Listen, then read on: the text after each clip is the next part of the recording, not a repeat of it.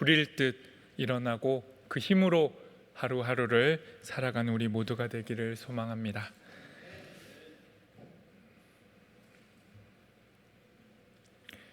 오늘부터 우리는 수요 말씀 집회에서 디모데후서 말씀을 살펴보게 됩니다. 디모데후서는 바울의 마지막 편지입니다. 감옥에 갇힌 상태로 바울이 자신의 죽음을 예감하면서 기록한 편지입니다. 또한 바울은 이 편지를 통해 복음으로 인해 고난받고 있는 자신의 모습을 청년 디모데를 향한 열정으로, 청년 디모데를 향한 보고품과 그리움을 그 편지에 담아 기록한 편지이기도 합니다. 바울이 자신을 이어서 복음을 전달해야 할, 다음 세대로 전달해야 할 디모데에게 유언과도 같은 메시지를 남긴 편지가 디모데후서입니다. 자신은 비록 감옥에서 죽음을 예감하고 있지만 이 복음은 결코 멈춰질 수 없고 온 힘을 다해 디모데에게 이 복음이 어떠한 복음이며 어떤 마음의 자세로 전달해야 하는지를 들려주고 있는 것이 디모데후서이며, 이 편지는 바울이 디모데에게 그리고 우리에게까지 전달되는 편지입니다. 그래서 오늘 이 시간 이 말씀을 통해 우리에게 들려주시는 하나님의 마음, 하나님의 말씀을 함께 살펴보도록 하겠습니다.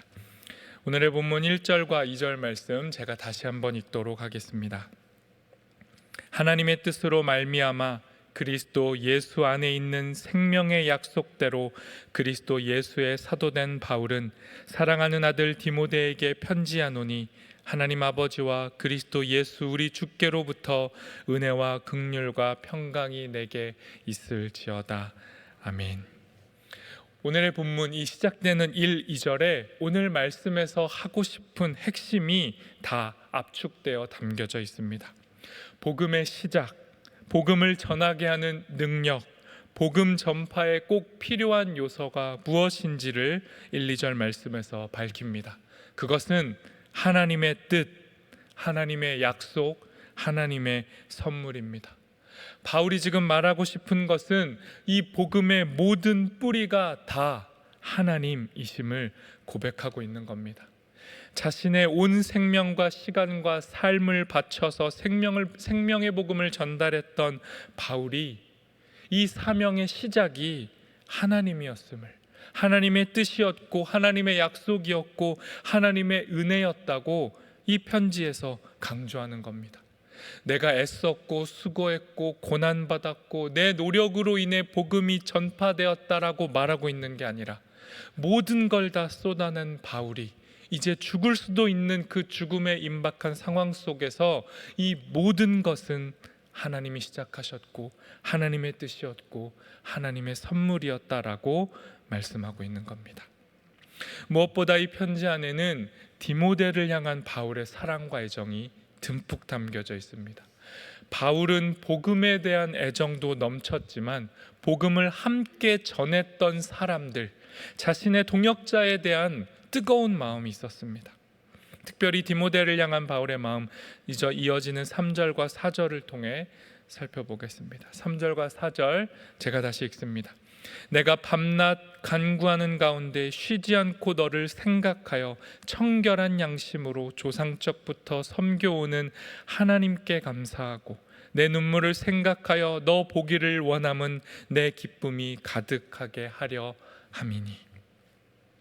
선한 양심, 깨끗한 마음으로 하나님을 섬겨왔던 바울이 밤낮으로 감옥에서도 기도했습니다. 디모데를 위해서, 디모데를 기억하고 그를 그리워하고 그를 통해 감사했습니다. 디모데 역시 떨어져 있었지만 바울을 향한 사랑과 애정을 향해, 그리고 바울과 함께했던 그 바울의 고난을 마주할 때 흘렸던 그 눈물, 디모데의 눈물을 바울은 기억하고 있었습니다. 바울은 디모데의 눈물을 기억하며 디모데를 보고 싶어 했고, 척박한 환경 속에서 목숨을 걸고 복음을 함께 전하며 의지했던 이 두 사람의 애틋함이 이 성경, 이 편지에 담겨져 있는 겁니다. 편지 마지막에 가서도 바울은 디모데에게 빨리 와달라, 속히 와달라, 너가 너무도 필요하고 보고 싶다고 강조합니다. 도대체 디모데가 어떤 사람이었기에 바울은 이토록 이 디모데를 향한 애정을 갖고 있는 것일까요? 5절 말씀은 세 번역으로 우리 함께 읽어보도록 하겠습니다. 같이 읽습니다. 나는 그대 속에 있는 거짓 없는 믿음을 기억합니다. 그 믿음은 먼저 그대의 외할머니 로이스와 어머니 유니게 속에 깃들여 있었는데 그것이 그대 속에도 깃들여 있음을 나는 확신합니다. 바울은 디모데를 이렇게 묘사합니다. 디모데는 거짓 없는 믿음을 소유한 사람입니다. 디모데는 믿음의 가정에서 자란 사람입니다. 그런데 디모데를 묘사하는데 보통 성경은 한 사람을 소개할 때 누구의 아들, 아버지를 소개합니다. 그런데 지금 이 본문에서 디모데의 아버지는 생략되어져 있습니다. 대신에 디모데의 어머니와 할머니를 소개합니다. 아버지는 부재하지만 그럼에도 디모데는 이 어머니와 할머니의 신앙 속에서 자라난 겁니다. 그리고 디모데에게 바울은 스승일 뿐만 아니라 아버지의 부재를 채워줄 아버지 같은 존재였습니다. 그래서 바울은 편지 곳곳에서 디모데를 향해 진실로 내 사랑하는 아들이다 이렇게 고백합니다. 내 사랑하는 아들이며 동역자며 그리스도 안에 한 몸 된 형제가 디모데라고 소개하는 겁니다. 바울은 이처럼 아끼는 디모데에게 편지를 통해 디모데 안에 있는 영, 디모데 안에 주어진 하나님의 은사가 다시 불붙듯 일어나기를 원한다라고 말하는 겁니다. 왜냐하면 바울은 감옥에 갇혀 있고 복음이 막힐 수도 있고 박해는 심해지고 있는 상황 속에서 아직 연소하고 어린 디모데가 이 사명을 감당해야 하는데 디모데가 위축되고 어리기 때문에 두려움에 사로잡혀서 혹여라도 복음을 전하는 일에 소홀히 할까봐 그 안에 이미 주어져 있는 하나님의 은사가 다시 불일 듯 일어나기를 원한다라고 편지하고 있는 겁니다. 6절과 7절 말씀도 우리 같이 읽어보도록 하겠습니다. 그러므로 내가 나의 안수함으로 내 속에 있는 하나님의 은사를 다시 불일 듯 하게 하기 위하여 너로 생각하게 하노니 하나님이 우리에게 주신 것은 두려워하는 마음이 아니오 오직 능력과 사랑과 절제하는 마음이니. 바울은 디모데가 사역할 환경을 너무 잘 알고 있었습니다. 하나님의 도우심이 없이는 아무것도 할 수 없다는 걸 잘 알았습니다. 디모데에게 무엇이 가장 필요한지를 알았습니다. 그리고 그 바울이 디모데에게 복음을 전하고 교회를 목양하고 사람들을 돌보는데 가장 필요한 은사, 하나님의 은사가 디모데 속에서 다시 불꽃처럼 타오르기를 원한다라고 말하는 겁니다. 아직 어린 디모데가 두려움과 염려에 깃들여 있을 수 있기에 특히 아버지 같은 바울이 아들 디모데를 향하여 감옥에 갇혀 있으면서도 디모데가 고립되지 않도록 그의 안에 있는 영이 다시 타오르도록 그를 위해 권면하는 겁니다. 하나님께서 우리에게 주신 것은 두려워하는 마음이 아님을 기억해라. 두려워하는 마음, 새 번역에서는 이렇게 번역합니다. 비겁한 영, 비겁함의 영.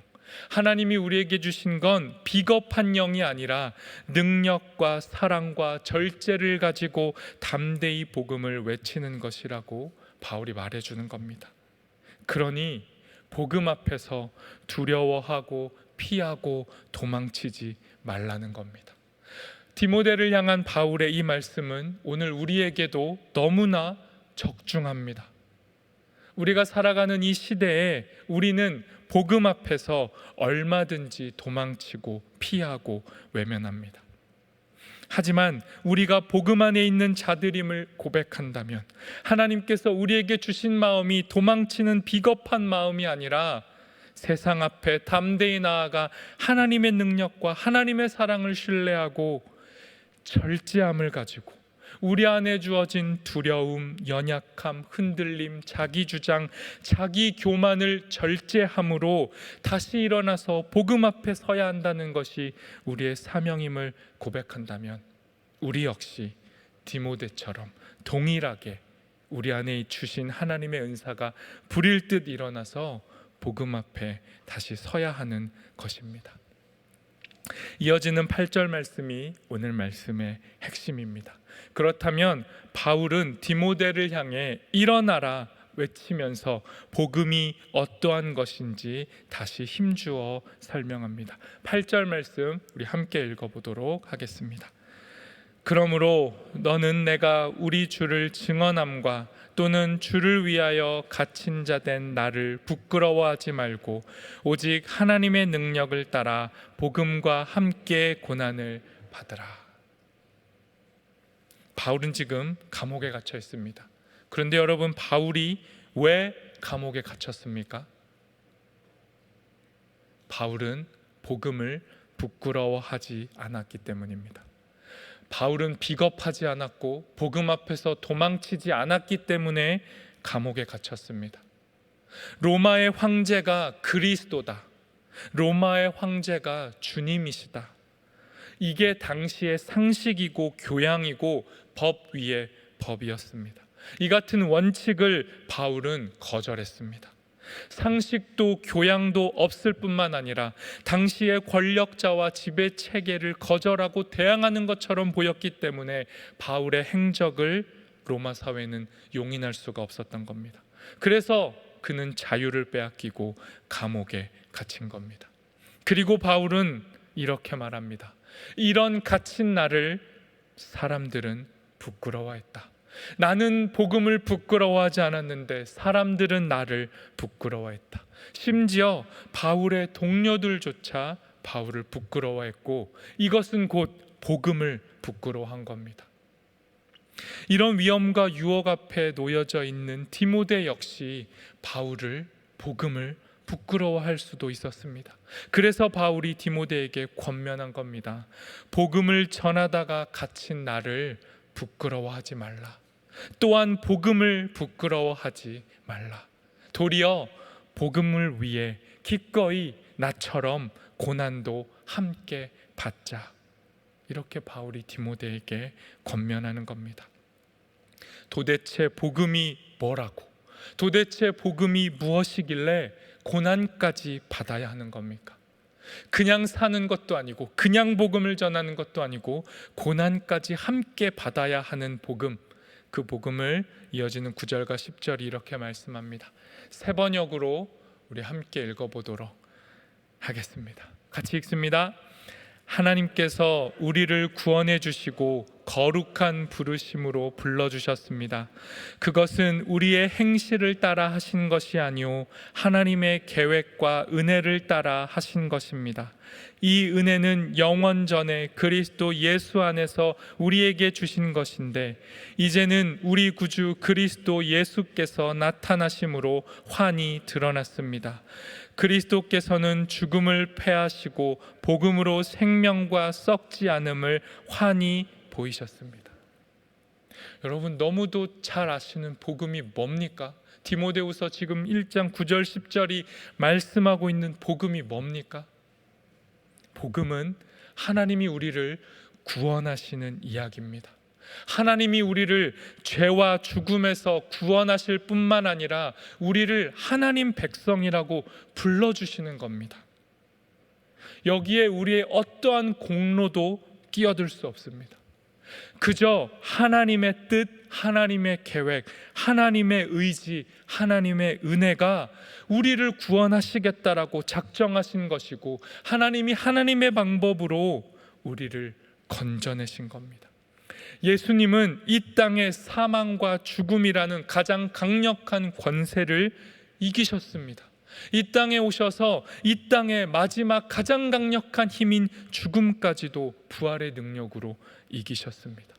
하나님의 능력이 우리를 죽음으로부터 건져내시는 것, 이 하나님의 능력이 복음입니다. 이 능력을 의지하며 사는 것이 복음으로 사는 삶인 겁니다. 이 능력을 바울과 디모데 그리고 수많은 예수님의 제자들이 이어받았습니다.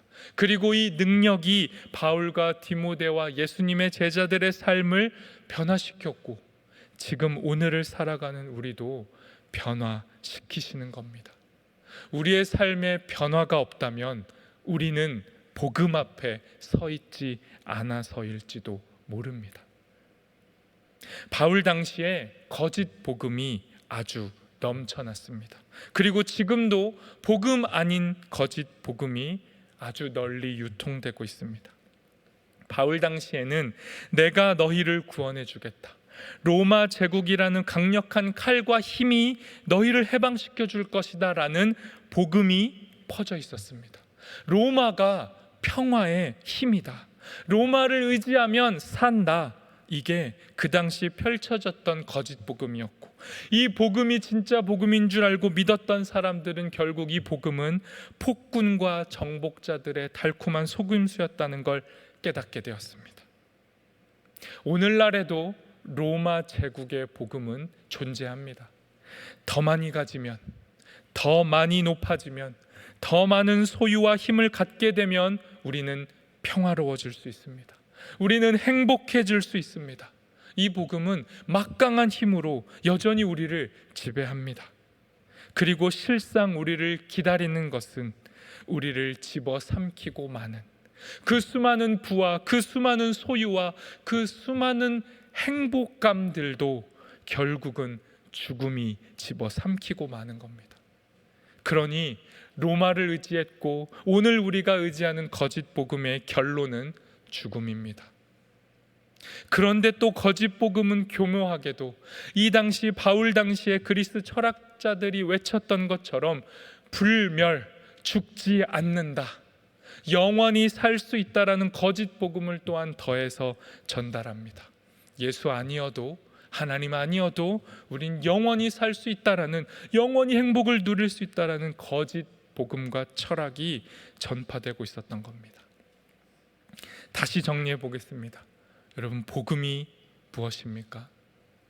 복음은 세상이 우리에게 주입하고 동시에 우리가 우리 안에서 끊임없이 만들어내고 있는 좋은 이야기들, 좋은 소망, 행복함, 우리의 바람들, 잘 되고자 하는 희망들이 얼마나 더덥고 도달할 수 없는 불가능한 것인지를 우리에게 고발하는 겁니다.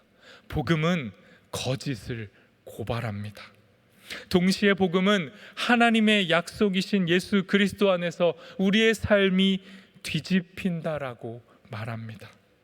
죽음이 부활로 뒤집히고, 약함이 강함으로 뒤집히고, 부끄러움이 자랑이 되고, 수치가 영광이 되는 것, 이 땅의 유한함이 하나님의 영원으로 변화된다고 복음은 우리에게 선포하는 겁니다.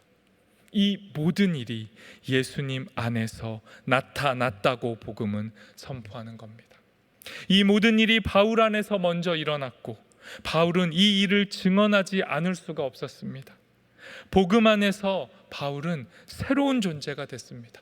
자신 안에서 일어난 이 뒤집힘, 역전을 말하지 않고는 버틸 수가 없었습니다. 그래서 11절에서 바울이 이렇게 자기의 부르심을 고백합니다. 제가 읽습니다. 내가 이 복음을 위하여 선포자와 사도와 교사로 세우심을 입었노라. 복음에 압도당한 사람, 복음에 의해 뒤집힌 사람은 자기를 이렇게 말합니다. 복음을 외쳐야만 하는 존재, 선포자. 복음을 증언하는 자, 사도. 복음을 쉽게 풀어서 설명하는 역할, 교사. 선포하고 사도이고 교사인 역할은 바울에게만 특별히 주어진 게 절대 아닙니다. 여기 앉아있는 여러분, 오늘을 사는 우리 모두가 이 역할을 감당해야 됩니다. 복음을 만난 자들은 마땅히 이렇게 살아야 하고, 복음은 이런 존재로 우리를 변화시켜 놨습니다. 12절 말씀 공동 번역으로 제가 읽어보겠습니다. 그래서 지금 나는 이런 고난을 당하고 있습니다. 그러나 나는 이것을 부끄럽게 생각하지는 않습니다. 나는 내가 믿어온 분이 어떤 분이신지 잘 알고 있으며 또 그분이 내가 맡은 것을 그날까지 지켜주실 수 있다는 것을 확신합니다. 무슨 말씀입니까? 바울은 자신이 복음 때문에 뒤집힌 존재고 상상도 못했는데 자기가 죽음을 이기는 생명을 증언하는 자가 되어버렸다고 말하는 겁니다. 그리고 그렇게 변화를 받았더니 자기 인생이 행복해지거나 자기 인생이 더 부자가 되거나 자기가 더 똑똑해진 게 아니라 이것 때문에, 이 복음 때문에 고난당하고 있다고 말하는 겁니다. 그리고 바울은 덧붙여 말합니다. 나는 이 고난을 부끄럽게 여기지 않습니다. 나는 내가 믿어온 분 하나님이 어떤 분인지 너무도 잘 압니다.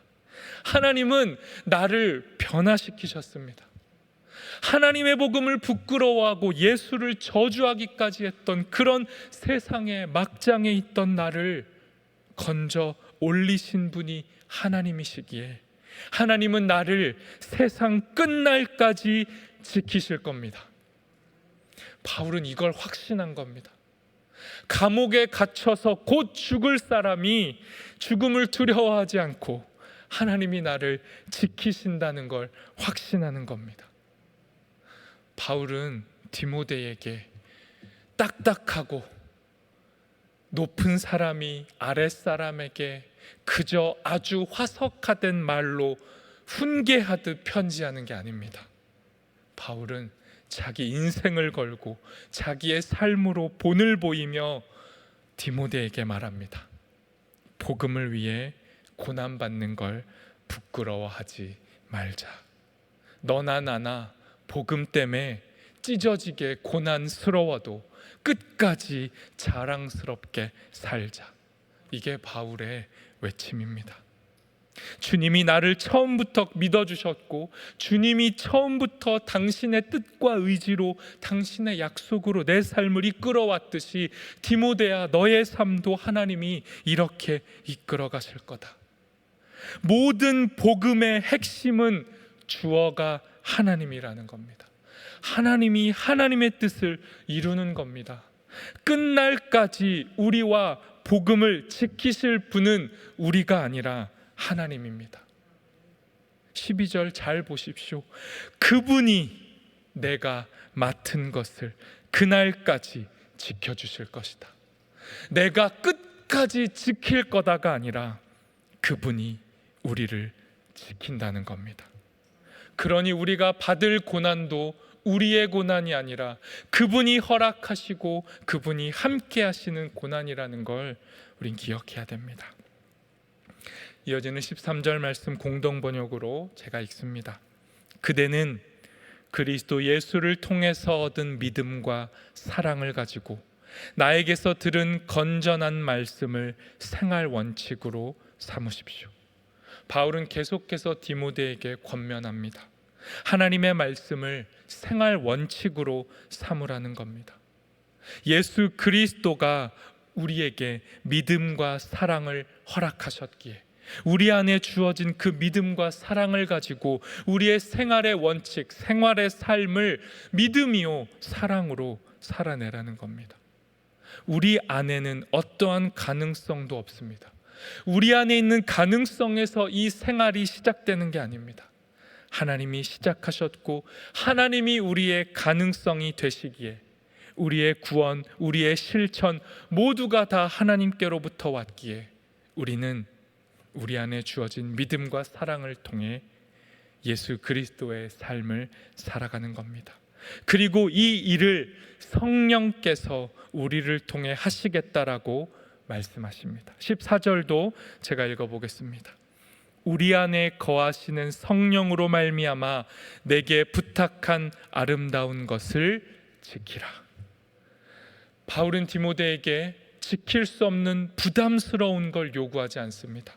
디모데가 지켜야 할 복음을 전하는 삶, 복음대로 사는 삶은 하나님, 그의 아들 예수 그리스도, 오늘도 우리 안에 역사하시는 성령님, 삼위일체의 하나님이 연합하셔서 우리 안에서 이루어 가시는 일인 겁니다.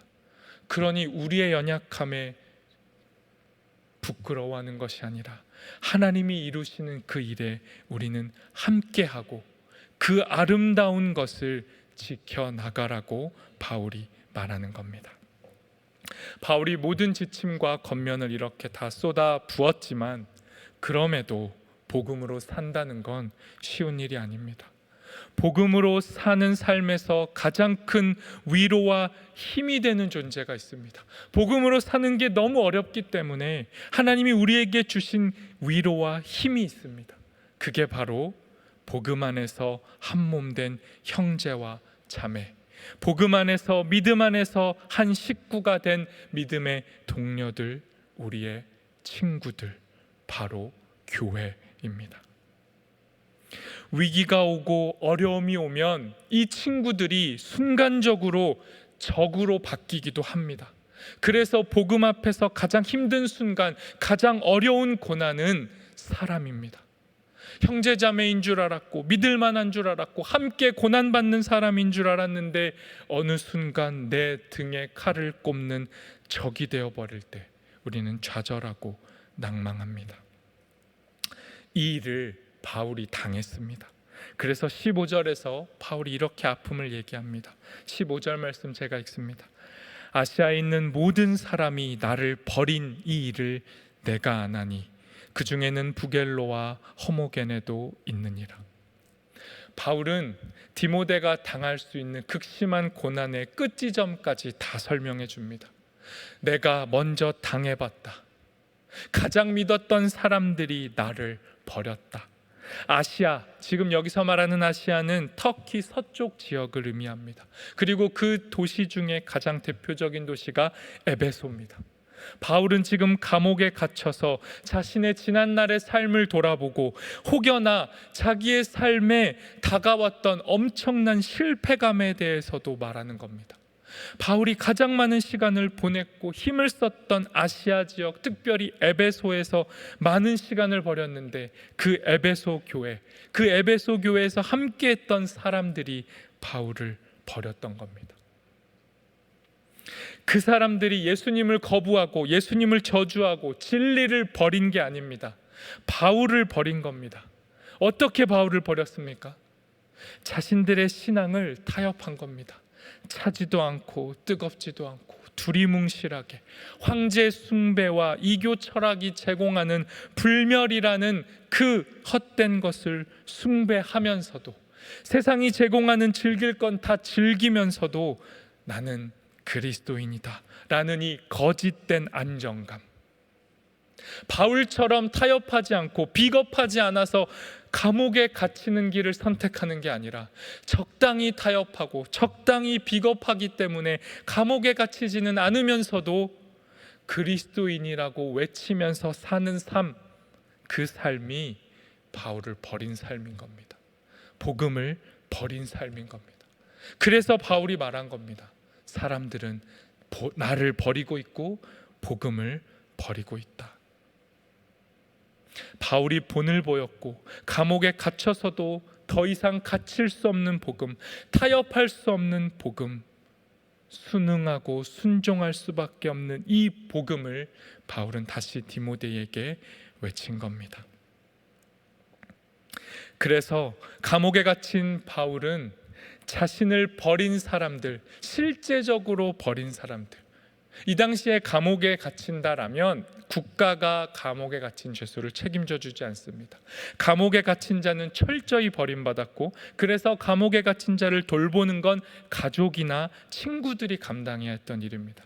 그런데 감옥에 갇힌 바울을 에베소 교회 아시아 사람들이 부양하지 않았던 겁니다. 그들이 돌봐주지 않고 그들이 옷을 갖다 주지 않으면 겨울을 날 수 없고 그들이 먹을 것을 제공하지 않으면 굶어 죽을 수밖에 없는데 그러한 상황에 바울이 놓였던 겁니다. 그런데 이때 이 바울을 끝까지 지켜주고 함께하고 고난을 같이 받았던 동반자, 친구들이 있었습니다. 그것이 오늘의 본문 마지막 절 16절에서 18절의 드러나 있습니다. 세 번역으로 함께 읽어보도록 하겠습니다. 주님께서 오네시보로의 집에 자비를 베풀어 주시기를 빕니다. 그는 여러 번 나에게 용기를 북돋아 주었고 내가 쇠사슬에 매인 것을 부끄러워하지 않았고 로마에 와서는 더욱 열심으로 나를 찾아 만나 주었습니다. 그날에 주님께서 그에게 자비를 내리시기를 바랍니다. 그대는 그가 에베소에서 얼마나 많이 봉사했는가를 잘 알고 있습니다. 모두가 바울로부터 도망쳤고 복음으로부터 도망쳤습니다. 복음으로부터 타협했습니다. 바울을 모른 척했고 복음을 모른 척했습니다. 그런데 이 순간 오네시보로는 에베소에서부터 바울을 로마에 이르기까지 끝까지 따르고 지키고 함께했습니다. 복음이, 구원이 하나님께서 시작된 것이고 예수님을 통해 완성되는 것이고 성령님께서 지금 친히 이루어 가시는 사건임을 바울이 알았고 오네시보로가 알았습니다. 그래서 고난 속에서 함께했던 겁니다. 우리는 복음의 여정을 디모데의 뒤를 이어서 계속해서 오늘 이 땅에서도 살아가야 하는 사명을 맡은 자들입니다. 그런데 이 길 쉽지 않습니다. 고난을 이겨낸다는 것 쉽지 않습니다. 그래서 하나님께서 우리에게 오네시보로와 같은 동역자, 친구를 붙여주시는 겁니다. 오늘의 말씀을 정리해 보겠습니다. 여러분, 복음이 뭡니까? 복음은 하나님이 시작하셨고 예수님이 완성하셨고 성령님이 지금도 이루어 가시는 생명 사건입니다. 죽은 인생을 뒤집으시는 사건입니다. 이 일이 우리에게 일어났고 우리에게 주어진 겁니다. 그래서 우리는 복음으로 살아가야만 합니다. 그런데 문제가 뭡니까? 복음으로 사는 건 고난을 동반한다는 겁니다. 그래서 하나님께서 고난을 이겨낼 동료들을 우리에게 붙이시는 겁니다. 오늘 말씀을 맺으며 이렇게 질문해 보겠습니다. 여러분, 정말로 복음 때문에 고난받고 계십니까? 여러분에게 정말 동료가 필요하십니까? 우리가 사는 이 시대는 바울 시대와 달라서 복음 때문에 직접적으로 고난을 겪지 않습니다. 복음을 전한다고 해서 생명의 위협을 느끼지 않고 박해를 받지 않습니다. 교회 다닌다고, 예수 믿는다고 해서 국가와 사회로부터 불이익을 입지 않습니다. 그래서 우리는 어쩌면 우리도 모르게 바울이 경고한 것처럼 비겁함의 영에 사로잡혀서, 두려움의 영에 사로잡혀서 우리도 모르게 복음을 타협하고 세상의 소리와 섞어버리고 사는지 모릅니다. 그리고 여러분과 저, 우리 모두가 살아 숨쉬는 오늘 하루하루가 어쩌면 우리에게 고난이기도 합니다. 그러니 이 어렵고 희석돼 있고 복음이 무엇인지 선명하지 않고 조금만 경계를 늦추면 일반인과 다를 바 없이 사는 우리에게 필요한 건 복음이고 동시에 고난을 함께 이겨나갈 친구들입니다. 그래서 여러분 곁에 계신 한 분 한 분을 다시 바라보시고 다시 기억하시고 우리 속에 불붙듯 하나님의 은사가 다시 일어나기를 격려해 주시고 그렇게 함께 서로를 위로하고 격려하고 힘이 되어주고 돌보며 연합하며 오늘 우리 시대에도 주어지고 맡겨진 복음 전파의 사명을 끝까지 감당해내는 우리 모두가 되기를 소망합니다. 우리 시간 주신 말씀을 기억하며 함께 기도하도록 하겠습니다. 이 시간 기도하실 때 하나님, 복음이 우리 안에 다시 부흥으로 불붙듯 일어나게 해주십시오. 복음으로 우리를 다시 살려주십시오. 그리고 이 복음과 함께 고난도 받아내게 하시고 이 시대에 복음으로 사는 삶, 그 힘겨운 삶을 함께 이겨나갈 동료, 우리의 형제자매, 교회를 서로가 돌보며 의지하며 더욱 힘써 사랑할 수 있도록 우리에게 불붙는 사랑과 믿음을 허락하여 주시옵소서. 함께 기도하도록 하겠습니다.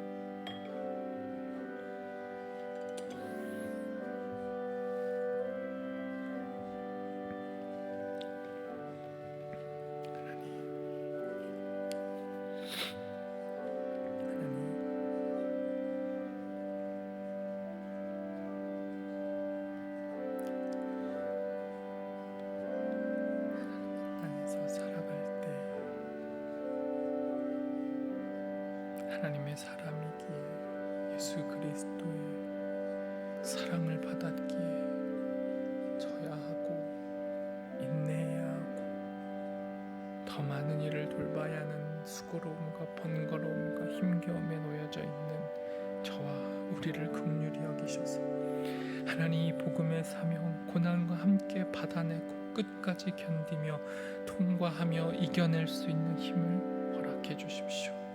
복음의 시작이신 하나님, 복음의 완성이신 하나님, 우리의 삶을 인도하시고 이끌어 주시옵소서. 주님의 이끄심을 기대합니다.